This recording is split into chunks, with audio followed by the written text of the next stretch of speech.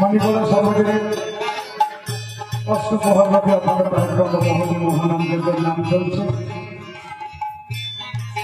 প্রত্যেক প্রহরে নিয়ম করে প্রভুর সেবার কাজ চলছে।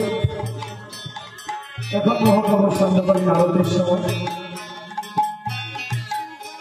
একটু পরেই আরতি শুরু হবে। যদি কোনো ভক্তমন্ডলী বা ভক্তমূর্তি মায়েরা এই আরতিতে অংশগ্রহণ করতে ইচ্ছুক থাকে, শুদ্ধ অবস্থায় শুদ্ধ বস্ত্র পরিধান পূর্বক মন্দিরে আসবেন। যারা আসবেন না বাইরে থাকবেন, মহাপ্রভুর আরতির সময় সন্ধ্যাকালীন কি মধ্যাহ্নকালীন কি প্রভাতকালীন যখনই আরতি হোক না কেন, যেখানে যে অবস্থায় থাকবেন একটি সংকটনে জয় করবেন। আর শুধু এটা মহাপ্রভুর আরতির সময় নয়,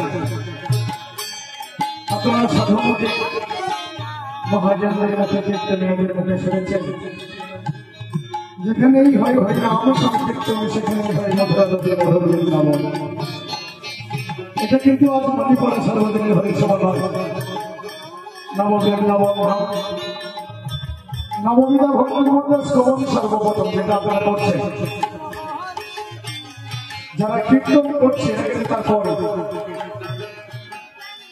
তো শুধু শ্রবণ করলে হবে না, সাথে সাথে একটু মাঝে মাঝে সংকটধ্বনি যে ধ্বনি উল্লেখধ্বনি করতে হবে, তবে এটা মনে হবে যেটা বৃন্দাবন। বাবা সবাই একটু হাত করে